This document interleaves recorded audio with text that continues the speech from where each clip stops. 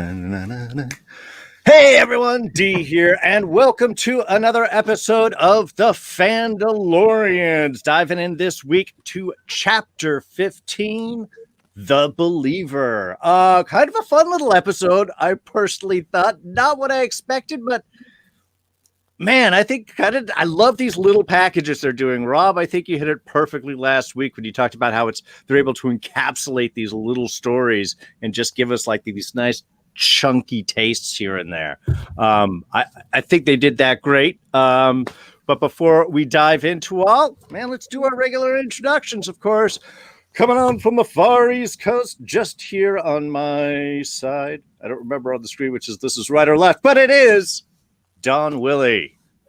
Hey, what's going on, everybody? So glad to be here as always. And hey, now I have a reason to wear a nice little Sand Trooper hat there. So yeah, man. Great episode. Can't wait to discuss.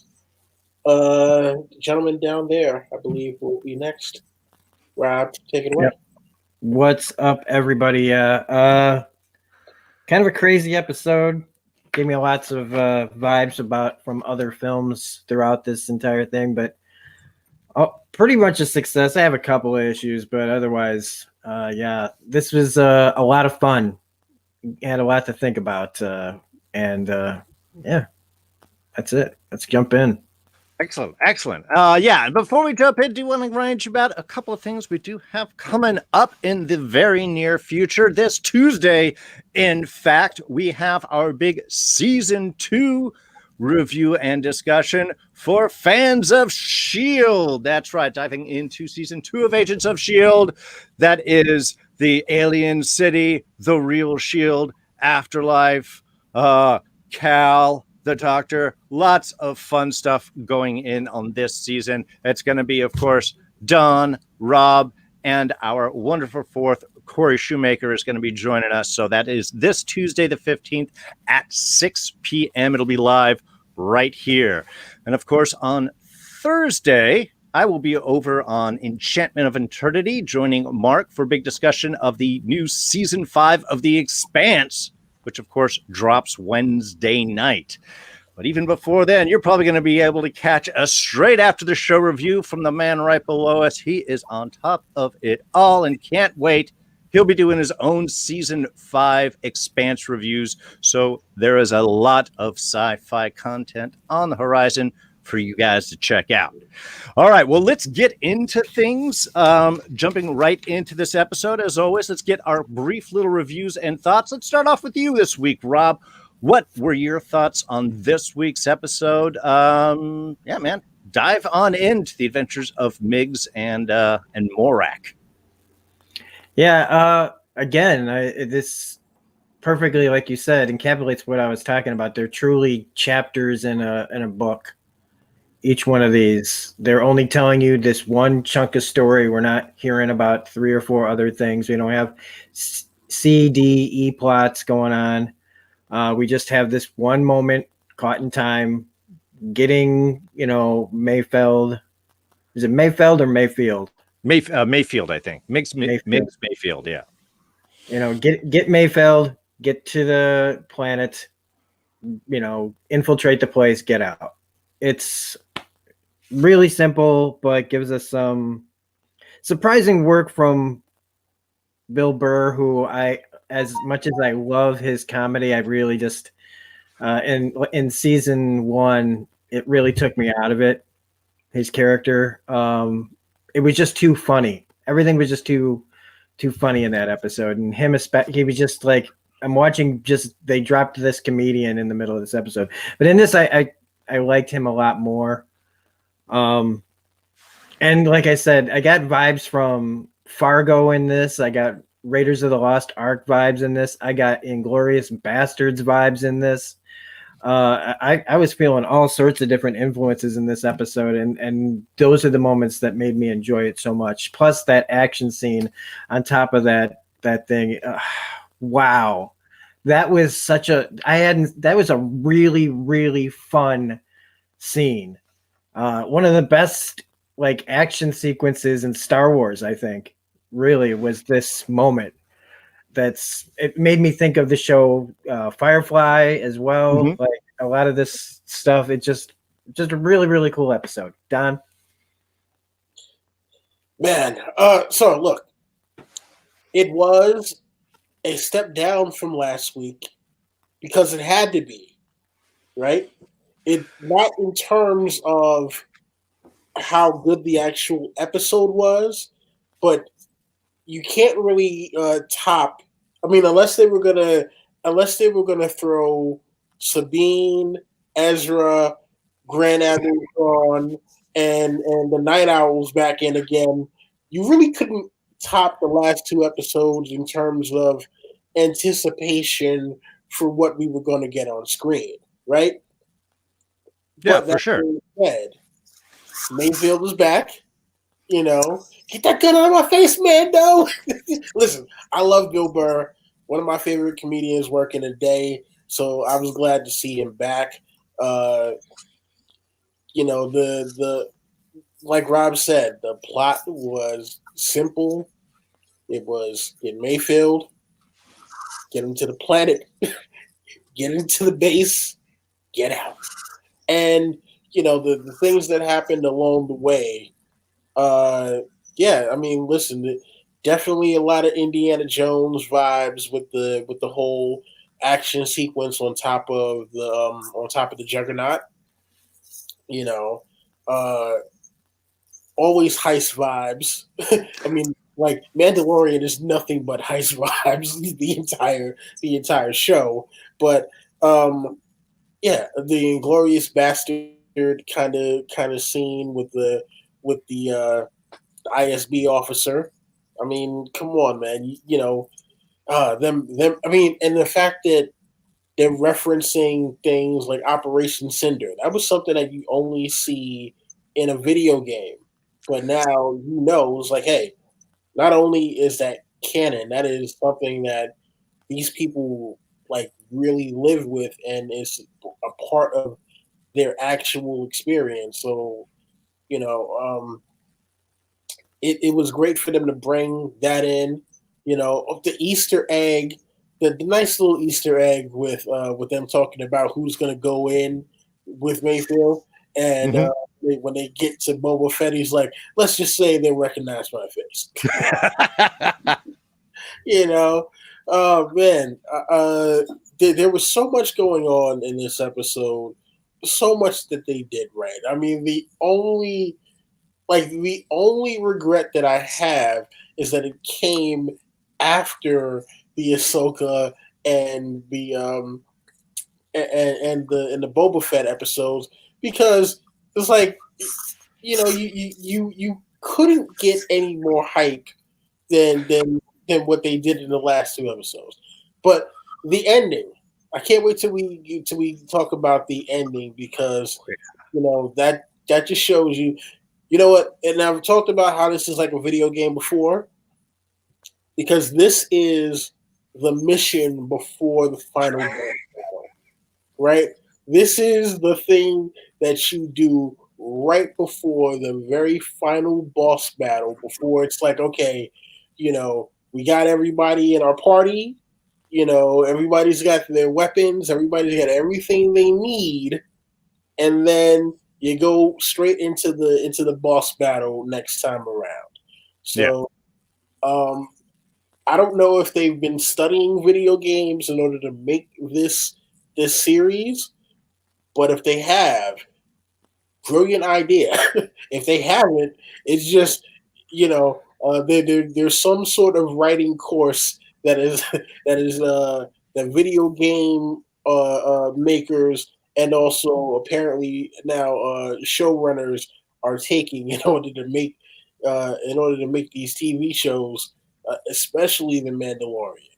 But I'm here for it all. Yeah, well, in many ways, actually, The Mandalorian is a blend of cinema and game. Of course, one of the big fancy things they can do is with all of these backgrounds is generate them and shoot them live with the actors. And part of how that is done is they're able to change the lighting and shift the backgrounds depending on where the camera moves, so everything looks right. They use the Unreal Engine in order to do that, one of the primary video game running engines. So yeah, in many ways, this is kind of a perfect combination. And look, man, video games are part of the culture too. Everybody's feeding off of every bit of storytelling.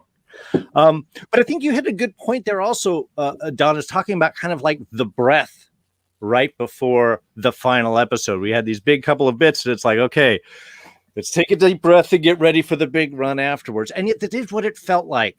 We've got Fangirl loving it. Deborah joining us in the chat. Silver Surfer jumped in real quick, but unfortunately had some other things to take care of. So I want to be sure to say hello to all of you. But yeah, this was kind of just, I don't know. It was a fun episode. There, as I was mentioning, I didn't think there would be so much to talk about with such kind of a simple episode, but it was just simply done, well presented. You're right. We've got the great kind of Indiana Jones train, a robbery kind of scene on top of the Juggernaut there. We've got a surprising sympathetic look at stormtroopers and parts of the Empire. I mean, I thought Miggs had a great line. It was like, yeah, never thought you'd be so happy to see stormtroopers. And to give us a fun little glimpse there of like, yeah, man, they all jump in. They're shooting the guys behind us. That's a big cheering moment.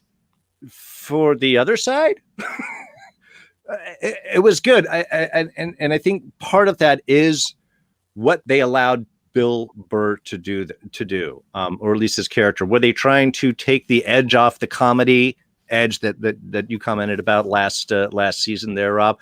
Maybe. But I like how they grounded him down as kind of like a real person. The discussion of, look, you and me, we're just the same. People believe things depending on where they are, but does it mean anything? You know, what is this all about? That kind of tired soldier who has been through this and is now like, I don't care. The Empire, the New Republic doesn't matter to the people out here. They're just somebody in charge. And I kind of like that little breath and point of view, and I think it was important for the story that we gave for the Mandalorian, for Din Djarin this episode, of realizing that his belief systems may not be what's so important, but what it is that he ultimately fights for, which is, of course, gets us to that great end bit at the moment. So real quick, did want to also give a nice shout out to Boba Fett. Just got his armor repowder coated. Looking good. That was kind of a fun little bit. But the other thing is speaking of armor, this episode, I think, was also very dedicated on getting Mando's helmet off. At any point in this episode, whether it be the initial, oh, I've got to be there with Miggs, you know, to get in, but I can wear a stormtrooper helmet. Still hiding your face, but it's not a Mandalorian helmet, to the eventual having to take it off. What did you guys think about this as kind of like testing the creed? Where is this putting us for Din's journey here to coming from this is the way to I've got to do whatever I can to save Grogu, which is really what it's all about. It's really about that connection. Don, what's your thoughts there on Mando's little journey here with his helmet? I mean, listen, at the end of the day, he has been tasked with bringing the foundling to the Jedi, right? He is a man who is trying, to complete his mission, but also there is the part of him that, you got to think about it, right? He's actually been introduced to Mandalorians who are like, yeah, like that whole, not taking off your helmet thing, that's something that, your little cult is made up. That's not an actual thing. So, and look, at the end of the day, he knows he is incomplete without Grogu. He is incomplete without the kid. Had this had been, some regular bounty, look, if it were Mithril, hey, Mithril was in the hands of the Empire. Sorry, I can't do anything about it. But, he's grown attached to Grogu. Grogu is his foundling. Um, with all of the things that he has been through with this child, you know, if him not being considered a Mandalorian is because he took off his helmet is the thing that he has to sacrifice in order to save him, then okay, you know what? I'd rather not be a Mandalorian if it means having to give up a child.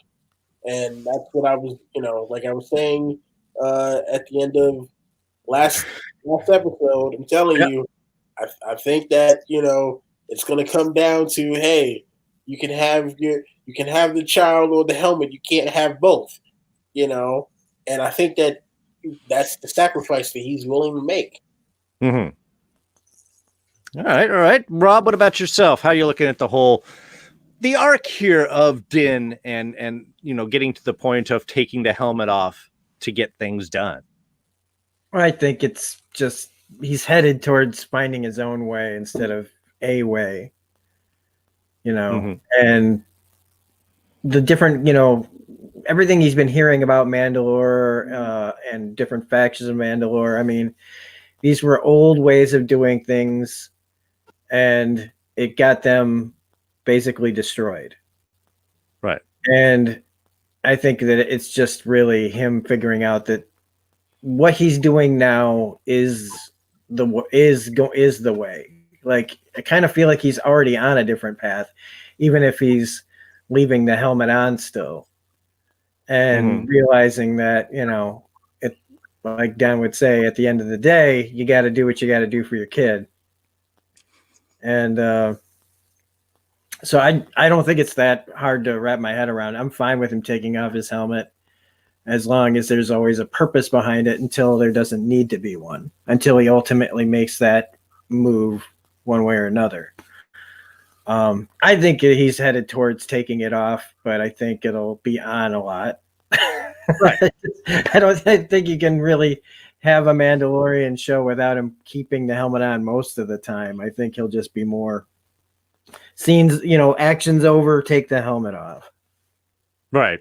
Well, but again, I think that's one thing we've been sort of reinforcing since the beginning of the season, even when he's running with Cobb, is seeing that, the armor and the way aren't exactly the same things, that there's a larger bit. Sure, Cobb wasn't actually Mandalorian, so, okay, we can steer that off. But you had the Night Owls, you had Bo-Katan, they're definite Mandalorians, and they have no problem with it. You have Boba Fett himself, who's even a foundling, but he also has no problem taking the helmet off. And we could look back at episode 2 if you want to see how Jango Fett certainly didn't have a problem taking the helmet off when he, was talking to Obi-Wan or being around the on Camino or anything like that. So, yeah, I think it is. It's just a good way of seeing how he can see that the world is a bigger and different place. And I think maybe that is a lot of what this episode really was seeing about the gray areas, the changes, the evolution of viewpoints and people, if you are fighting for the right thing. Do you think they'll ever show like how he was raised on the show? Do you ever think we'll get an episode like that'll show his like why he's so focused on the way? I think at some point they will, because like I said, I think because he has a name, a very specific name that can be hunted and figured out, the fact that in the flashbacks, his parents were hiding him and not trying to get away. I think there's going to be a lot more to his backstory ultimately. And yeah, we'll have to compare that to how he was eventually raised and how different that is. I don't need to see much of that. I mean, no. I'm sort of curious about things. I'd rather hope it stays. Yeah, just give us a little glimpse. We don't need to explain every little bit. Again, I don't need to know about the dice on Han Solo's character. I don't need the history of how he got those. When did that? I not to get off topic, but when did that become a thing? I didn't even know anything about no dice until somebody had them in Last Jedi. I didn't even know that was a thing at all. I think they made that up for The Last Jedi because they knew they were putting that in Solo. Oh my Yeah. God. I think it was, they were trying to tie in. Apparently, yes. I guess if you look in A New Hope or something, I think you might see some dye hanging from something. And it was probably, again, a prop person was like, yeah, man, just throw these little things up here and around. And yeah, they're little collectibles the guy has. And nobody has ever given a thought to that, as far as I know, in all of the years up until Last Jedi. Okay. So, yeah. now it's just a joke like Chewie's medal. Yeah. Unfortunately. And I also like sort of the ideas, even though he is kind of in the transition of this is one of the things that I really appreciated with sort of Miggs' arc, and that sort of, I want to use this sort of bridge into that, is Miggs, even after all of the teasing that he had done through everything, at the end is like, nah, I didn't see it. You put your helmet back on. I didn't see your face. You know, he's not throwing it into his face, but I think that is maybe the nice thing about kind of Miggs' little arc within this, of realizing that, yeah, he's a smart ass, but man, he's a smart ass with some history. And I think that was, again, it was just sort of an interesting choice to do. Why would you take this character and give us our sympathetic background? But it really kind of worked. And so, yeah, but he's basically talking a lot about the we are all the same. He has that whole speech. We have the awesome, in fact, we have the awesome pirate fight on top of the boat, which again, it was cool, but I don't know how much you guys want to talk about it. Is there anything to really get into with that outside of like, ooh, ooh, ah? I think you've mentioned the Raiders references. Robbie mentioned Firefly, also the train robbery episode. A lot of reminders on that one as well. Any kind of big points on that you guys want to dive into before we get to the station? Well, yeah, we definitely have to talk about the fact that this is the first time we have seen Mando without his armor during the fight, and seeing how vulnerable he can be. But also how good of a fighter he is as well, because that plastoid armor that stormtroopers wear got shattered by those spears, and this is the first time he's probably got hurt in a long time. He's sitting there like, the hell, this is what you people wear? What does the armor actually protect you from? Maybe a fall or something like that. Can't say much else. But yeah, it's one of those things where he had to. And not only did he have the inferior armor, he had the gun that ran out of ammo. This is the first time we've actually seen a gun in Star Wars run out of ammo. So it was like, he even looked surprised, like, wait, what? So yeah, that was interesting. For the fact that we're seeing things that we haven't necessarily seen before, and again, this is one of those. It's like a video game where you run into your limitation for the first time. And it's like, oh man, I need an upgrade at some point. Yeah, so it's good to see that he's a good hand-to-hand fighter, and it's not just about him having on invincible Beskar armor. Mm-hmm. Take away the armor, and Din Djarin still knows how to fight. Yeah. And listen, the fact that Mayfield was actually able to keep it together, well, he's got the equivalent of nitroglycerin, or in the Juggernaut. Hey, you got to give it to him for that. The funny thing, when he goes to put on the helmet for the first time and they're driving, he's like, man, taking this thing off, I can't see anything in it. You know, and how many times do we hear about, stormtroopers not being able to see? I mean, Luke even says it in A New Hope. Yeah, that's right. I'm like, who in the world or who in the Empire designed these helmets where the stormtroopers can't see anything? I'm like, no wonder they lost to the rebellion. Right. They're running out of ammo and they can't see. This is just bad design going on all around right here. Yeah, it was also, it was interesting you mentioned about the whole armor thing, because that was to be a really noticeable bit, how much Din uses his armor as part of his fighting style, as either blocking or headbutting or hitting, that it's the Beskar is part of his style, and how that was kind of, he had to alter that, considering that he was now in this inferior armor set. But Rob, did you have anything on our big train heist? I love the analogy made right there of the nitroglycerin, because it is very much like the Old West nitroglycerin train. You've got to get away from the bandits for. But sorry, Rob. No. Well, also, I think this is the first episode the child's not in. Yeah. Even going all the way back to the end of the first episode of the series, he was the last thing, was the child. This is the first episode without him. It was weird. All the adults just able to do whatever they have to do. Don't have to worry about leaving somebody behind to watch the child. Also, before they got into it, them talking, that's when I was talking about Fargo, is it felt like Burr was Buscemi and Mando was Stormare, just giving him nothing. He's talking, and then he just sits there. All he needed was a cigarette out the window, and it would have been Fargo in that moment. He just keeps talking, takes the helmet off too, keeps talking.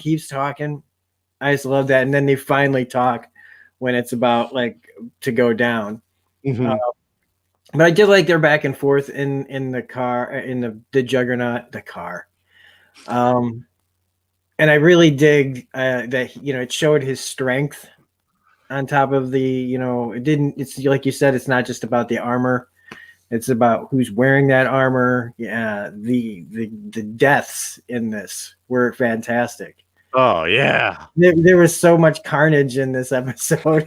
And oh my gosh, I loved it. And yeah, when the TIE fighters come in blasting, yeah, it's hard not to go woo, because they are saving our heroes unknowingly, and also just getting to see stormtroopers during the day outside in the jungle fighting was really, really cool. We hadn't seen anything really like that since Rogue One, I loved the setting and this. This is Star Wars, man. When we do these little bits like this, the stuff that's in the books that you read, the chapters where they take to get to read these exciting things.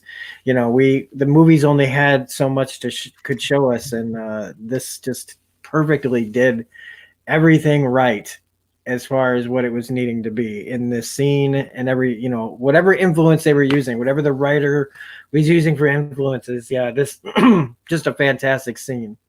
Yeah. And I do want to take a moment. I mentioned this a couple of episodes ago, but I want to give it up to the producers, the creators, everyone behind the fact that they have maintained the old 70s look and simplicity, that all of the Empire stuff is just these big things with this red and white button. And what does it do? I don't know. I don't care. I know, I see it, and I know what world that I'm in.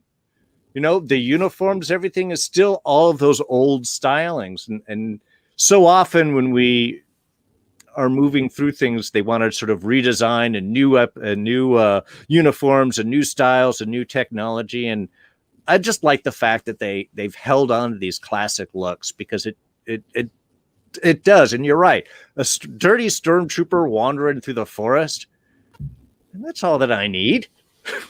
A simple man. Also,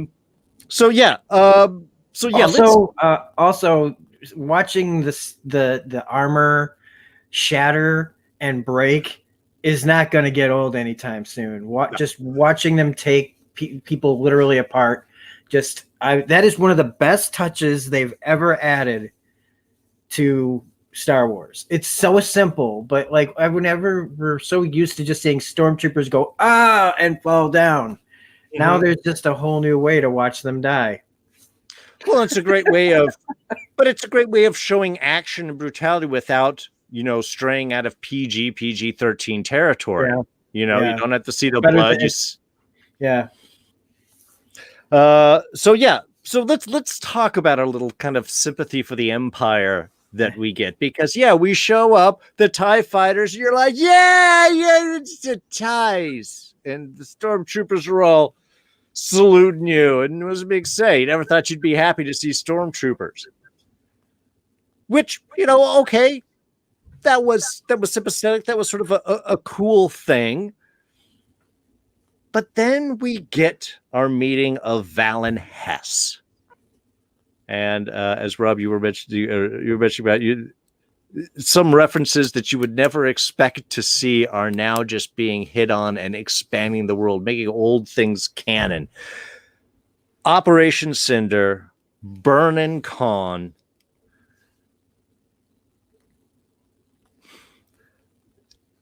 Never really thought about what happens on the other side. And I think this was sort of a really interesting way of seeing the comparisons between what the upper levels, echelons, the leadership of the Empire were doing versus the effects that it has on the troopers that we are always cheering so much when they're getting their armor crushed and bashed in and thrown off of stuff because they're Nazis. And space Nazis must die.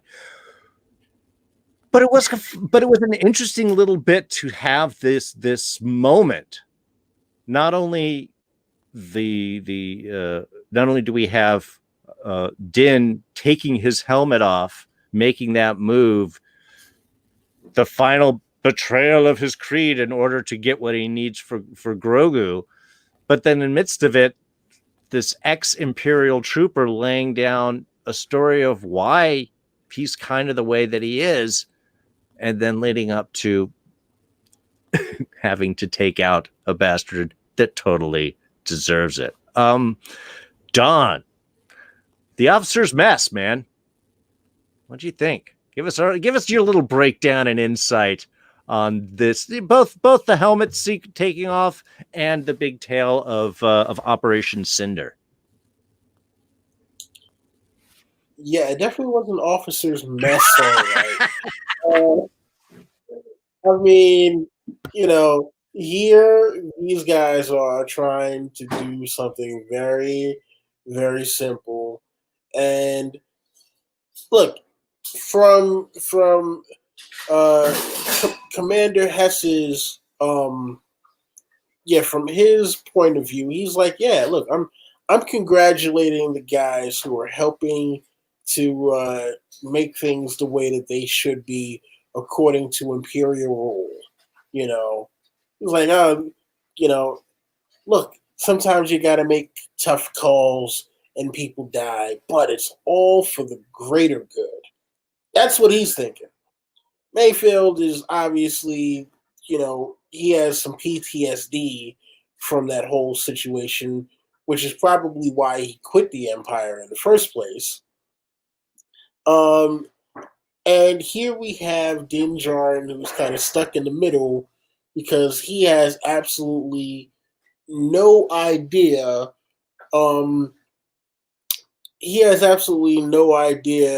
Like, what's going on, like, with this kind of interplay. He's just there to try to get the information and get gone. And, Mayfield starts to make things more difficult to get to that end once he realizes, the information that he's spilling. And you see the look on his face like, dude, what do you do? No, that's not what we're here for. And so when Mayfield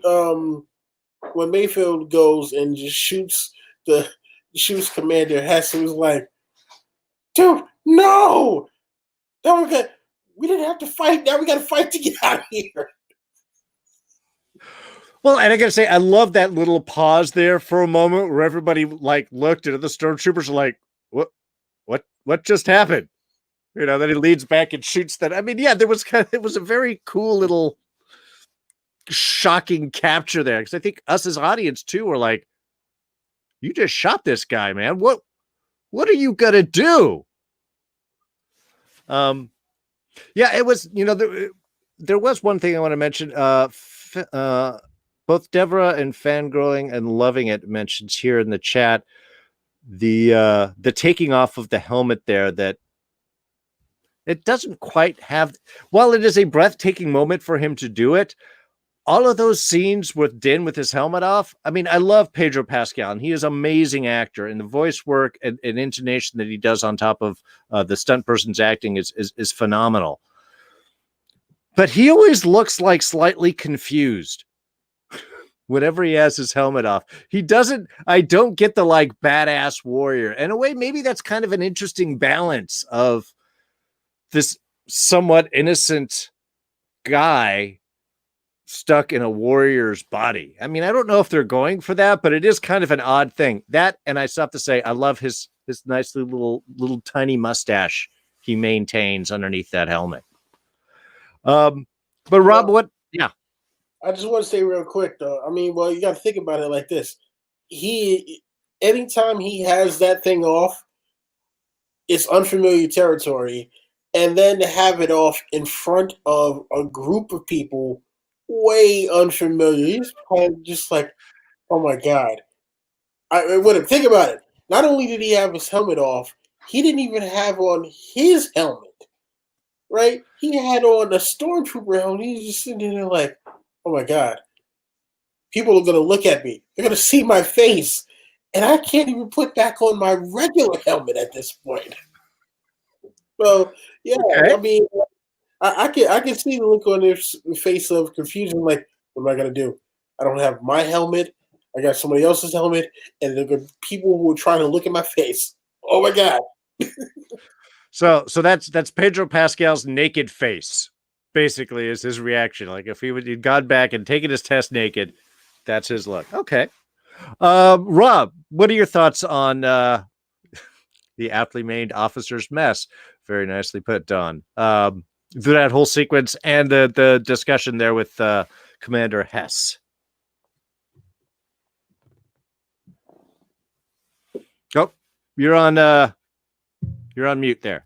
There you go. Yeah, I muted myself so that there wouldn't be any feedback. All right, so let me tell you why this is such a great scene. Like right from the beginning when they're getting cheered, you know, and you got all these empires, the Imperials, and you're talking about, oh, you know, hey, these are the, you know, this is what it's like this is what it feels like on the other side and all that. And it's nice that they're, you know, giving us this little bit of confusion. It really is. It's great. This is great storytelling here because they allow us to sympathize for a moment. And then we get them having to get to the message where he can, you know, figure out where Gideon is. So you have that whole new set of problems. I can't go in there because I served under him, and you can't go in there because, you know, you're you. But we get what to me was the Tim Roth in the bathroom scene in Reservoir Dogs, where he's got to go in there amongst the enemy and just be cool. Just go about your business like you belong there, you know, like there's nothing wrong at all. Take off your helmet, sit there knowing they're watching you, freaking out on the inside the whole way, but having to just stay calm in this really tense situation. And then just like perfect, like Tarantino stuff, like you just when you're about to walk away, you get stopped. You have to explain yourself to this guy. You know, Burr comes in with a little bit of the help there, you know, explaining, you know, oh, just we call him Brown Eyes. And it was a little silly, especially when he mentioned TPS reports. I thought that took me out of it for a second, but I feel like he ad-libbed or something right there. But you know, like in a lot of Tarantino things, you think your people are almost away. And then it's like, well, I haven't given you permission to walk away yet. Now we get into Inglorious Bastards territory. We got to sit down, face off with the ultra Nazi across the table. And literally, this was such great tension building. Even though I knew where it was headed as soon as they sat down and started talking, I was like, oh, this is going to end badly. But it's how they get there. You get the same guy. That was the guy who played Joe Chill in Batman Begins. He's been in a bunch of stuff recently. So they picked a really good actor to just have this one scene where he just gets to be as bad and is honestly, he's so honest about how proud he is of these awful things. And he's just relishing in it. This guy is so good at playing this kind of character. Again, the casting, what they do specifically, even if it's for one scene, for some of these things, they're getting the best kind of quality character actor for those moments. And they continue it here. And yes, they talk about this battle, and it's that moment where right as they talk about the battle, it's about to go bad. So when he shoots him, it's just boom, it's supposed to be that relieve that tension, like, holy crap, oh my God, this just happened. But when we have to realize now we get to kill all those guys that you were just sympathetic about 5 seconds ago. Every single one of them is now dead, just like at the end of a Tarantino movie where everybody walks out of there and there's just bodies all over the floor. All those guys that were just giving each other high fives and stuff just got taken out like nothing. Because what else do? You shoot the one guy. I love his reaction. It's just like, well, it's got to turn into a bloodbath now. No going back. No regrets. YOLO. And just they proceed to just annihilate everybody. And I mean, it was glorious. It was inglorious. And then taking the shot at the end at the truck, blowing up even more guys. So take that, sympathy, No, I think was just great storytelling right there, man. That was some of the best storytelling in the entire series in that scene. Not because I felt like it was Tarantino, but it was just a really competent scene that builds tension when it usually this kind of thing just ends kind of sillily. And, we expect it to just be shoot a bunch of stormtroopers, and that's just kind of Star Wars 101. This gave us such a more depth to the scene. There were so many things going on in that scene that it's just, I'm so impressed by the writer and director of this episode. Yeah, for sure. Well, and I think that's what they do homages really well, whether it be to a style or to a movie or to a scene. And I think they are all intentionally done because they are too precise. You have too much of these little moments. You're right. All these little shifts and changes of where they're going, of intentions and actions, and how, in those moments you're like, yeah. And I love that bit as Miggs is going in through this story. You can see on Din's face like, oh man, this is only going one way. What are you saying? How is this? But on the other hand, look, an Imperial officer just pulled you over to have a drink and is now having a chat. How much longer do you think that you're going to be able to hold this image anyway? So you're right. The tension that was within that whole thing, I thought was beautifully done. You hit it right on the head there, Rob. And again, also the whole killing of guys at the end. That was like, okay, Miggs, you did just talk about all these guys that died, but by blowing up that Rhydonium, was it Rhydonium? Is that how it is? How many people did you just kill down there? Not to mention, like you said, the bloodbath all through the mess and getting out. So it's all about survival, ultimately. I think that's Miggs's point. That's the point of this episode. Okay, so let's get to the point Don has been waiting this entire time to get to. Oh, no. Sorry. Don, go right ahead. I'm sure, did you want to talk about Miggs kind of getting out of there? Or... Yeah. Well, no, we still have to talk about Miggs and Kara. Okay. Okay. Because Marshall Doom, from the moment she stepped off of Slave One and went up to get this man out of jail, has been giving him the most unapologetic, the most evil stink eye, for the entire episode. It's like, look, I'm not with them anymore. I'm not doing the bad guy thing anymore. And she's still like, yeah, don't care. Yeah. You were one of them. And she was insinuating, not even insinuating, she straight up accused him, or was saying, hey, yeah, if we let him go in by himself, he's gonna rat us out. So at the end, when he fires that shot that blows up the base, I think she finally did realize that, you know what? Yeah, okay, maybe not all Imperials or ex Imperials are bad, So I like the character arc in terms of, because think about how hardcore against the Empire she was, right? Oh, sure. So for her to now, because remember, at first her thing was, yeah, I'm just gonna take you out, you get the codes, and then after that you go back to jail, Sure. right? But for her to be like, okay, you know what? You're not such a bad guy after all. I'm gonna, let you go. you know. Hopefully Mayfeld is able to make, I mean, look, the galaxy is a huge place, but hopefully, there won't be a thing where he runs into somebody and it's like, this says you died or, during a mission.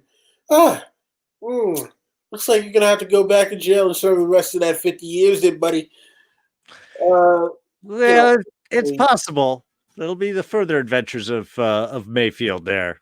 Yeah, so hopefully, he'll be able to that. Hopefully, that this wasn't a different kind of death sentence for him. But I'm glad that he got a happy ending out of it, and also that Cara Dune was able to see that, yeah, this doesn't automatically just make you evil. Well, I think it was also cool is they kind of had a moment where everybody agreed on that. Fennec kind of gave her a little look there when you said goodbye, and she kind of acknowledged, and she sort of looked over at Mando, who kind of was like, yeah, there was a lot of very, of silent communication between everybody else. But it was also kind of cool that it was a group acknowledgement of, hey, this guy deserves a second chance. He did all right.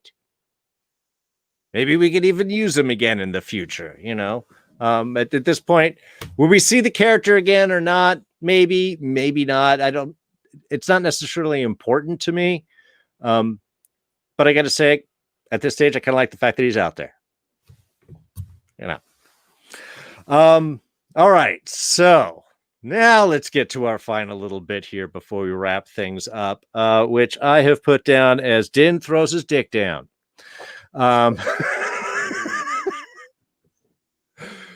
Because that's what it is. This was kind of a perfect little setup. And the idea of throwing Maf Gideon's words right back to him, which also wasn't that episode 7 of last season where he did his big speech. So I think we're at the exact same episode here, effectively.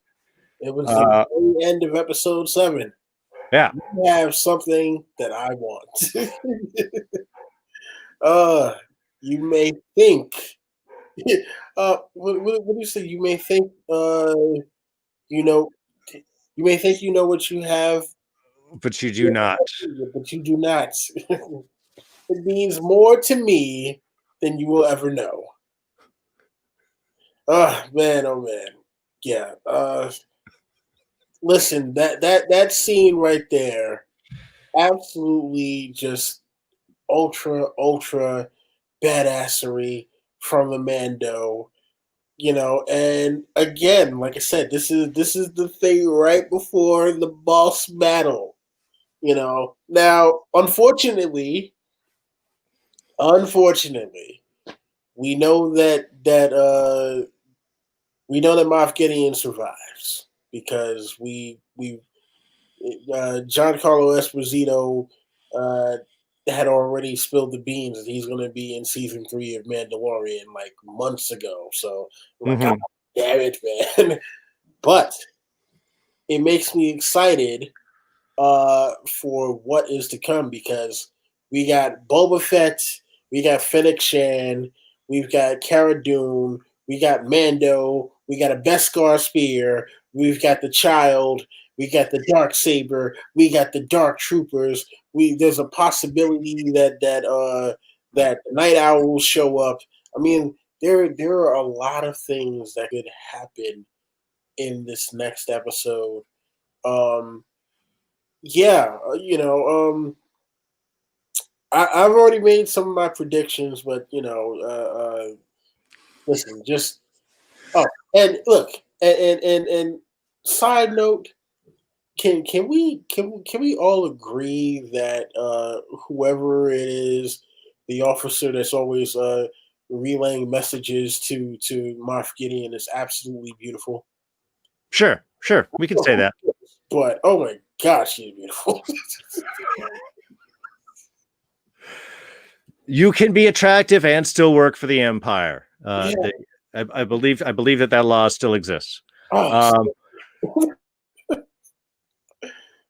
What about you, Rob? Did you have any thoughts there on our big kind of final throwdown scene?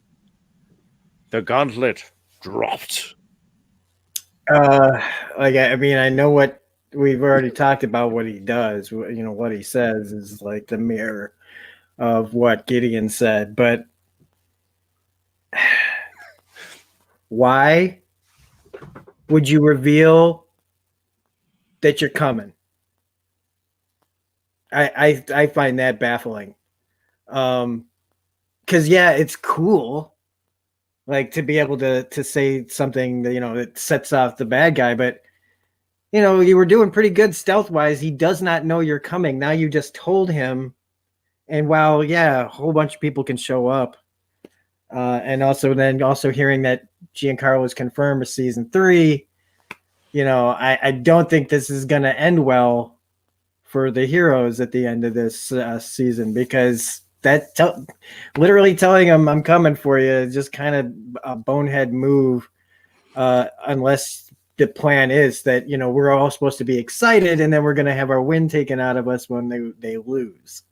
Right. I'm not saying that they will, because Don's made his predictions and my predictions were kind of like end of Empire. I know Don was saying more that like Boba Fett was going to die, and that I think it was they'll get away, but they'll leave some bodies on the ground. Mm-hmm. But to me, this is just going to be an ass whooping of epic proportions. Like, I think we're going to think that everything's going our way, and then it's going to turn all of a sudden, like a lot of things do in shows. And I think they're going to use the excuse of well, they did know we were coming, So as cool as it is for him to say that speech, I thought story wise, it was just like, why, or tactically, it's a horrible move. Like, why wasn't Boba Fett saying, "What did you literally just send a message to the guy saying we were coming"? That's not a good way. Yeah, so I don't know. Like, again, it's cool that he said it, but tactically, I think it ensures a loss next week. As much, and it's good, but the thing is, it's going to be an awesome to look at loss. It's true. It's going to be a badass battle, and maybe I'm wrong. Maybe they literally will just save the child and fly off into the sunset, and Moff Gideon is just out there, licking his wounds again. I mean, at some point, the Empire is, if they continue with the plot of the last three movies, the Empire does go away and become the First Order. Hopefully, that's not where we're headed. But I mean, I don't know. Like, I just didn't see the point of telegraphing where you were going to be. Well, Sure. here is the thing, though, that I think we have to take into consideration. Oh, look, my own little personal Grogu here. Okay, so kid, will you move out? All right. So the thing that I think we need to think about is he knew, Maf Gideon knows that Mando wasn't going to stop looking for the kid. The thing that he didn't know that Mando shouldn't have done, which I still don't even know if he actually knows or not, is that he knows the coordinates to the actual ship that he is on. We don't know whether or not he knows that part, because it could be, hey, we got a message, it got transmitted to us. We don't know whether or not they, relayed it from somewhere, or if he sent the message direct.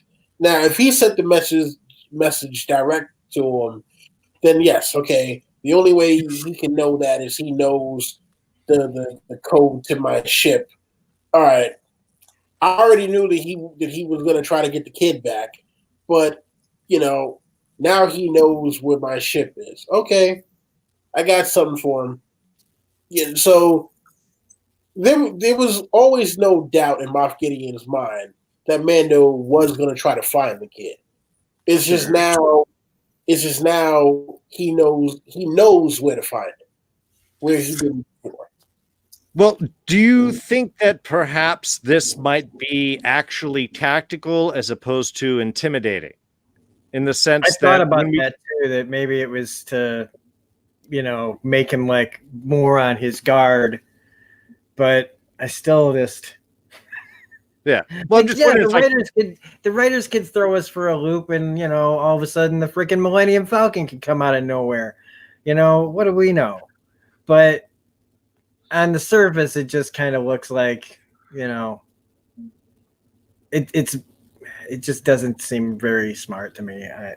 Yeah, it's a but yeah, I agree. He knew he was coming for him. He knows that he'd never stop or whatever. But I don't know. I just feel like that's just it's just not smart to, like, even if you're playing around, like if he's playing a game, man, then it's a really dangerous game, because it's probably going to end up with still some casualties from somewhere.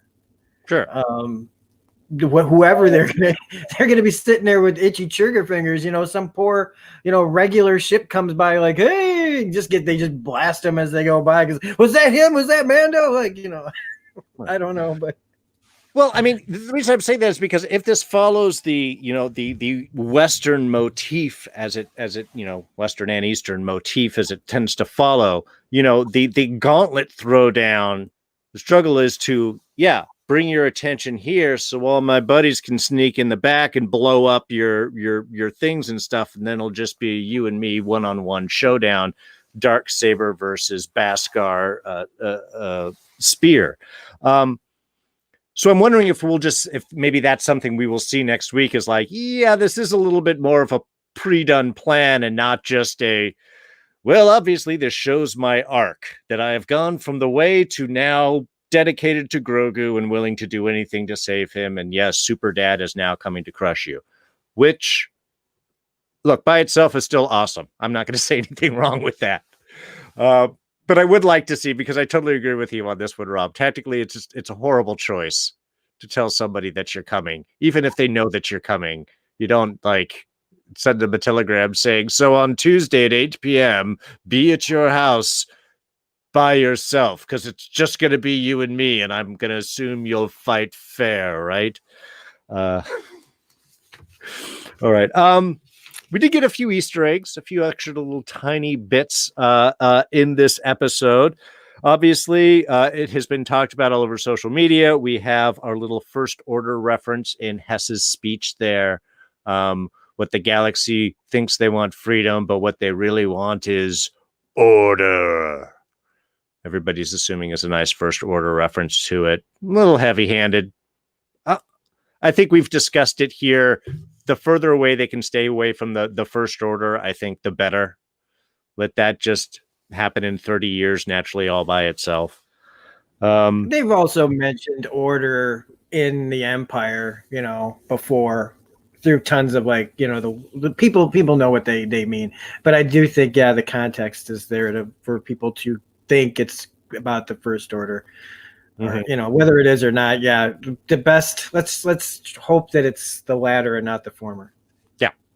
Now, Miggs did mention in his discussion with Mando about people are just people. The Mandalore and Alderaan, neither one exist anymore. We know, of course, Alderon's fate. It's never been discussed that the Death Star went and hit Mandalore. I think they've talked more about plagues or other such things. I know Legends has some of its own stuff. I don't know what they're adhering to or listening to. I don't really know what happened sort of after the Purge. Are we going to see that Mandalore is a dead planet? Is it just not lived in? Do you guys have any thoughts, insights on Mandalore's fate, Don? Yeah, so apparently during the Mandalorian Purge in Rebels, they basically show that there's a weapon that pretty much made Mandalore semi-uninhabitable. Okay. It's not 100% dead, but it's one of those nice place to visit, but you wouldn't want to live there kind of deals. It's turned into a planetary battlefield, effectively, something like that, or yeah. Okay. Well, there were a lot of Mandalorians that were wiped out because there was a weapon that the Empire had, which basically rendered Beskar like nothing. Beskar was less useful than Plastoid. Yeah, I think that was the weapon that Sabine had created in Rebels. For anyone who watches the animated show, okay. Well, I'm curious how they'll get into to all of that. The other thing I was going to say is that also goes to show the stories that have been told about Mandalore throughout the Empire. Then, because think about it, if you have Bo-Katan who is saying, "Hey, don't believe all the stories that you hear," because even Din Djarin, he was like, "Yeah, no, you can't go to Mandalore because, once the Empire figured out that they couldn't control it, they basically made it uninhabitable." And Mayfield is under the impression that Mandalore doesn't exist anymore. So that just goes to show you the stories that have been told outside of the people who actually live there. Bo-Katan is like, no, dude, I'm from Mandalore. We're good. So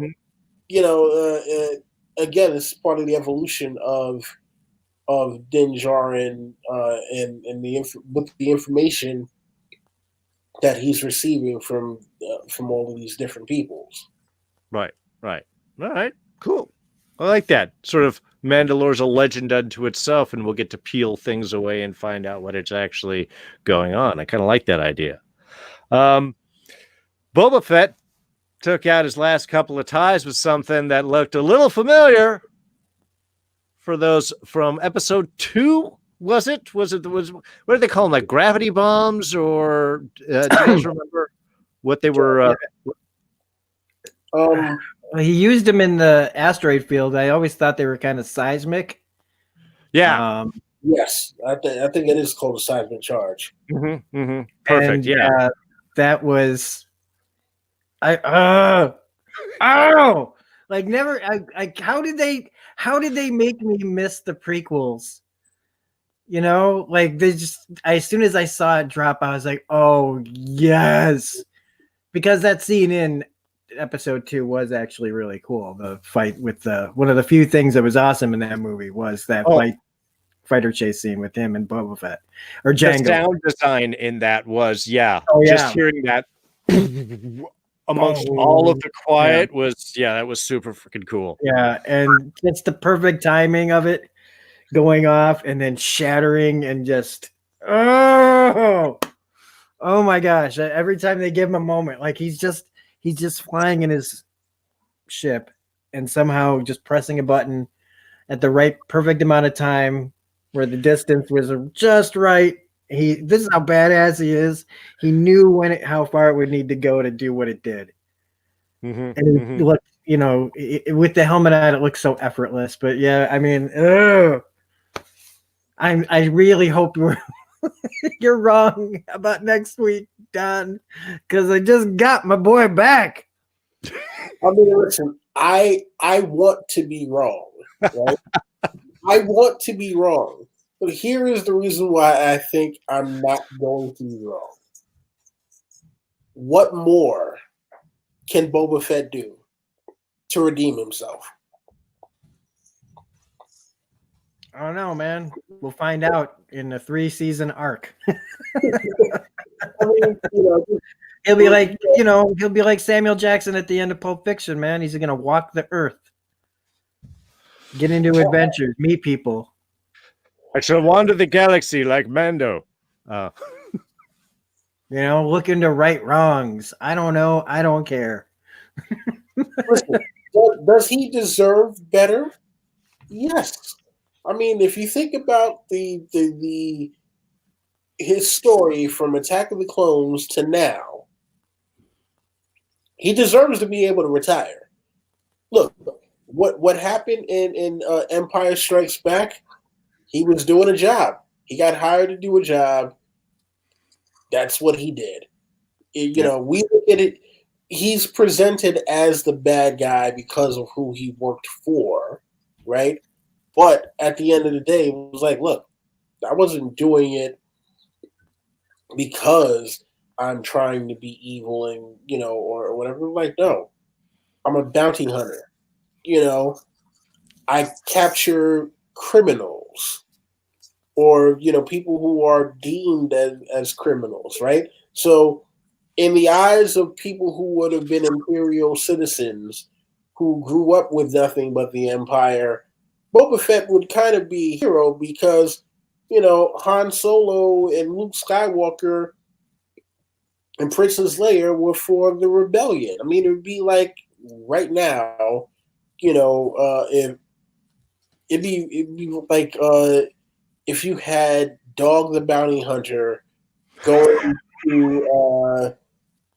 to capture I don't know for lack of a better term, and it's not because I'm trying to be political, but for lack of a better term, Dog the Bounty Hunter is tasked by the U.S. government to go capture someone from Antifa.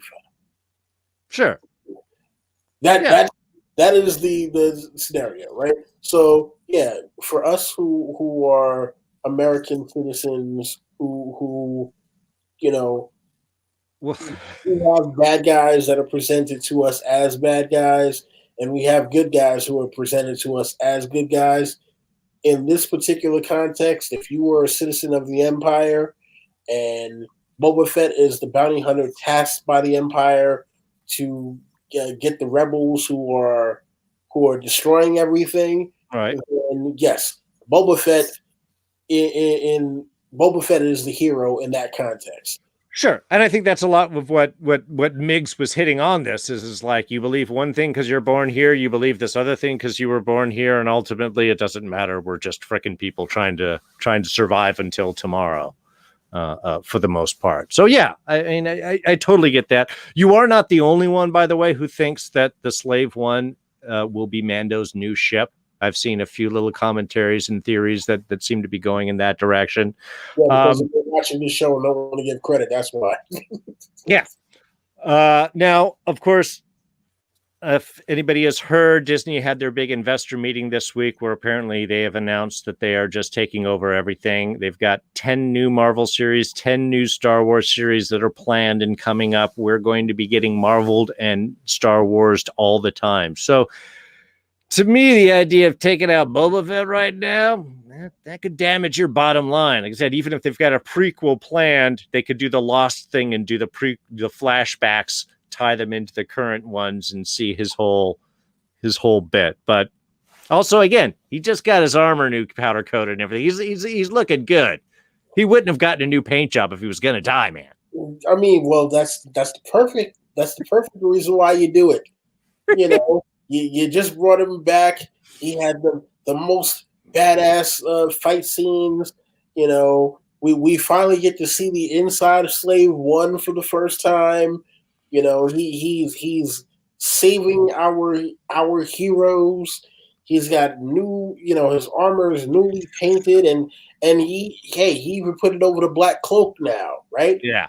So now, you know, now everything matches, and he's all prepped, and it's like, hey, when he gets to go and fight against Maf Gideon or one of the Dark Troopers or somebody, it's like, oh yeah, we just saw him destroy a bunch of stuff. So, this is cake for him. This is light work for Boba Fett. Look, you know the rule. He's not going to get killed unless he gets married or is about to retire, is about to get, there are rules for when people get killed. He hasn't done any of this stuff yet. I don't think powder coating is on the list. Yeah, and I bet you at the beginning of next episode, he's going to say something like, yeah, you know what? I've been a bounty hunter for the past 40 years. This is my last mission. Yeah, because then he's definitely dead. You're right. If the moment he does that, then we know he's dead before the end of the episode. We had a last, of course, little Easter egg. Maybe you mentioned when I had to go see if why my power was turning off on my computer here. Miggs mentioned the Battle of Tanab, or Tanib, as he says it, which, of course, Return of the Jedi fans might recognize as the reason Lando got his generalhood. Somebody mentioning some maneuvers he apparently did at the Battle of Tanab. Anyway, that's it. That was just a fun little thing. Also, just because he pronounced it Tanib. Oh, Brown Eyes here blew out his eardrums after a decompression at Tanib. I mean, you know, it's Bill Burr. You know, it's the Boston thing. You got to add the accent to everything. All right, so next week's the end, folks. It's the last episode. We obviously have a couple of theories here, thinking about Boba Fett being killed, Slave One being the new Mando'S ship, war where we're going to go into more of an Empire direction and have an actual cliffhanger. I got to say, Rob, I'm leaning a little bit more in your directions. I think the way that they're building everything up, I don't think we can end things on a positive note. Season 1 had to end in a nice little package because it was the first off. It was all done. How was it going to be received? Sure. Now that they can have a plan, they're building their universe. I don't know. I do agree. Tomorrow's going to be awesome. I think they're going to be throwing everything at the wall here. I think we will be seeing a lot of action. But yeah, I don't know. I would like things to end up fine and nice, but I'm also just from a show design storytelling standpoint. No, man, this is when stuff goes down. Something unexpected happens at the end. The good guys lose, or if they win, it's an empty win. And if we're going to have reason that Gideon's coming back, it's not just going to be like Grogu football. I got Grogu this season, so now you're coming after me. Well, now I've got him this season, and you're coming after me. Yeah, I don't know what it's going to be. I don't care. I trust this show now. Please do whatever you want. Just keep making it awesome. All right. Any final thoughts, insights, plans, theories, Rob? Anything you wanna toss out there, thought wise? Well, now that we're just kind of really committing almost to the idea of Boba Fett getting killed, I say he does it. He gets killed by the Darksaber. Okay. Gets in the way, saves Mando. All right. And lets everybody know in the audience, Beskar doesn't, doesn't know, like that kind of thing. Just so I don't want it to be that, but if we're gonna go down that road, I would say that he has to have a hero's death, and he'll probably get pulled onto Slave One by Mando as they fly away dejected, with just barely getting away with their, by the skin of their teeth, and some of them dying there. But yeah, no, this episode was fantastic, a lot of fun, and I just love these little moments that, like I said, come right out of the books and comics and games, and still feels like Star Wars. So that's my 2 bits on that. I mean, you want me to tell where everybody can find me, I guess? Or yeah, let's take it right into there. Let people know where you are. Well, on Smirking Gun Plays on Twitch, we're playing Cyberpunk 2077 and Assassin's Creed Valhalla. On the channel, you can find me here for one more week for the Fandalorians. Then Sunday night, tomorrow night, we're doing 2 things. We got an afternoon review, probably around 4:30. We're doing a live review of Trapped in Paradise, the Nicolas Cage, Dana Carvey, John Lovitz film. And then at 8, we're going live again for the episode 3 of the Comics You Love show, where I will be joined by a couple other people talking about some of the best comics of November. And then Monday is Dark Materials Season 2. Tuesday we'll be here for Agents of S.H.I.E.L.D. And then The Expanse starts. So, yeah, all that on Smirking Gun Reviews. And you can find me on Twitch at reviews_gun. Donald? Yeah. Okay. So, yeah. Obviously, you can find me here next week for the finale of Fandalorians. You can also find me here on Tuesday for Agents of S.H.I.E.L.D. Look for me on Enchantment of Eternity for Expanse. I'll be popping in and out of there every now and then with this guy. All right, and for the love of God, I'm going to try to start again.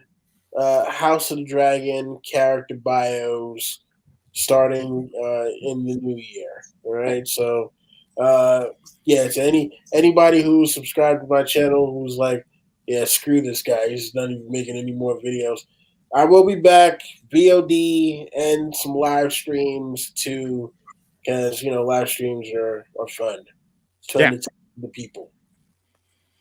So Indeed. And I am, of course, D. If you're here watching my channel, thank you guys so much for doing it. If you enjoyed this episode, please be sure to like and subscribe. You can share it with your friends, make little comments down. Let me know what you guys thought of this week's episode and any expectations that you might have for the finale. I know we have speculated and tend to aim really high, and the show tends to go a little bit more conservative, but I don't know. I'm still going to keep my hopes high for what we're going to end things up for this season, which, of course, is going to be our final episode next Saturday. But, of course, we have Fans of S.H.I.E.L.D. this Tuesday with our big Season 2 review. And then we'll be jumping into Season 1 of Agent Carter review in January, then jumping into Season 3 of S.H.I.E.L.D. in February, Season 2 of Carter in March, and then back up to S.H.I.E.L.D. moving forward from there. So lots of fun stuff coming on. Little simpler things are going to be jumping around, but it's going to be a crazy winter, folks. I was just talking to everyone here. I brought this up last week. I'm going to keep bringing it up. Infection rates are high. COVID's a very real thing. We lost Debo this week, folks. Tiny Lister. I hate this year. I hate this year so damn much, and we're almost near the end. Please, we all got to get through and see it together. Please wear a mask. Please stay safe. Stay home this holiday season. Just look, it's going to be a rough winter. If you watch zombie films, this is what you have trained for. This is what you want to be. Just focus on that. Fangirling and loving it. Rena Dietrich, Devontae Smith, Devra, and Silver Surfer was here in very briefly. Everybody who joined us live, thank you so much as always. Everyone joining us in the archive, always appreciate you checking us out. And we will see you next time I am D, and I'm out of here. Catch you guys next time. Bye bye. This is the Bye. way.